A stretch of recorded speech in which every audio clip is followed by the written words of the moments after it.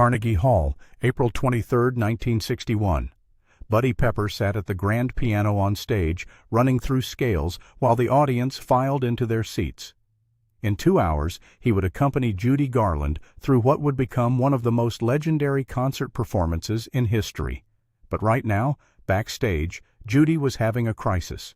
Buddy had been her musical director and pianist for 3 years, and he knew the routine. She would be pacing, chain-smoking, convinced she couldn't perform, certain that tonight would be the night her voice finally failed her.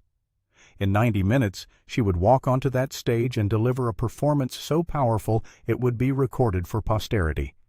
But Buddy was one of the few people who knew what it cost her to make that walk.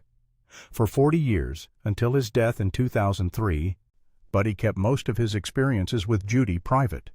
But in a series of interviews recorded in his final years, he revealed what happened in those moments before performances, the whispered conversations that audiences never heard, and the truth about what it took for Judy Garland to keep singing.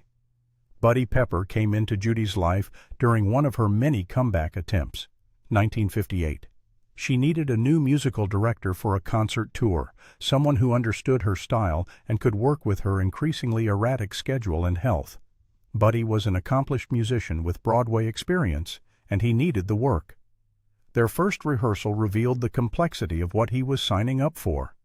Judy's voice was magnificent but inconsistent. Some days she sang with power that raised the hair on your arms. Other days she could barely get through a single song. Buddy quickly learned that his job wasn't just playing piano, it was managing uncertainty. What made Buddy's perspective unique was his position at the piano during every performance. While Judy faced the audience, Buddy sat slightly behind and to the side, watching her back, reading her body language, ready to adjust tempo or key if she signaled distress. He became expert at reading the subtle signs that told him whether she was having a good night or struggling. A particular way she held her shoulders, a slight tremor in her hand, the sound of her breathing between phrases. These small details told him everything he needed to know. But the most revealing moments came immediately before performances, in the wings or dressing room, when Judy would pull Buddy aside for private conversations that became ritual. She would grip his hand tightly and whisper variations of the same fears. What if my voice doesn't work tonight? What if they realize I'm not good enough? What if this is the night I finally fall apart completely? Buddy would offer reassurance, remind her of previous triumphs, try to rebuild confidence that had been shattered decades earlier by studio executives who taught her she was never quite sufficient. What Buddy recognized was that Judy's pre-performance anxiety wasn't normal stage fright. It was trauma response from years of being told she was inadequate, from being punished for imperfection, from internalizing the message that her value depended entirely on flawless performance. No amount of success could override that fundamental damage. Every time she walked onto a stage, she was carrying decades of psychological wounds. The Carnegie Hall concert became legendary partly because of the quality of Judy's performance, but Buddy knew how close it came to not happening at all. Hours before showtime, Judy was in her dressing room, paralyzed by panic and medication effects, convinced she couldn't go on. Buddy sat with her for over an hour, talking her through the crisis, helping her focus, essentially functioning as unlicensed therapist in addition to musical director. This wasn't unusual. Most performances involved some version of this backstage crisis management. What audiences heard that night at Carnegie Hall was transcendent artistry. What they didn't hear were the whispered words between songs, when Judy would lean back toward the piano and ask Buddy how she was doing, seeking constant reassurance that she wasn't failing. They didn't see the moments during applause when her facade would slip and Buddy could see the exhaustion and fear underneath. The recording captured a triumph, but Buddy witnessed the tremendous effort required to create and maintain that triumph.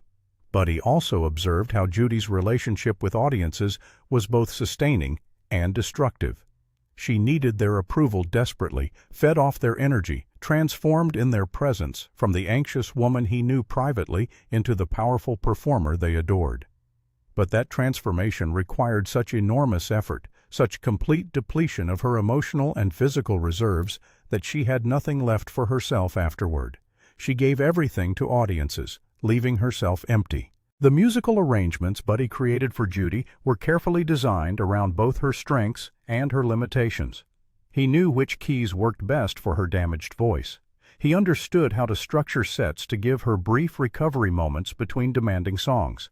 He learned which tempos helped when she was struggling and which showcased her at her best. These were skills beyond typical musical direction, developed through intimate knowledge of a performer whose instrument was as unpredictable as it was powerful. What troubled Buddy was watching the pharmaceutical situation worsen over their years working together. He could tell when Judy had taken too much medication or not enough. He learned to recognize the signs of different drugs and their effects on her voice and coordination. Sometimes he would have to adjust arrangements on the fly because he could hear that she was too impaired to handle what they'd rehearsed. He became complicit in working around problems that should have been addressed medically. Buddy described one particularly difficult tour in 1963 where Judy's health had deteriorated to the point that he wasn't sure they'd make it through.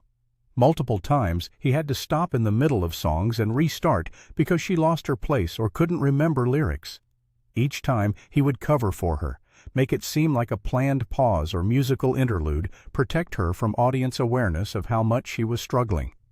These acts of protection were necessary, but also enabled continued performing when rest and treatment were what she actually needed. The backstage moments after performances revealed another side of the dynamic. While audiences gave standing ovations and critics praised her artistry, Judy would return to her dressing room and often collapse, physically and emotionally spent. Buddy would frequently be the one helping her to the car, making sure she got back to the hotel safely, staying until he was certain someone was watching over her.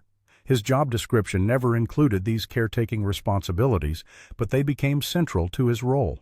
What Buddy revealed in his later interviews was the extent to which Judy's performances were collaborations in crisis management.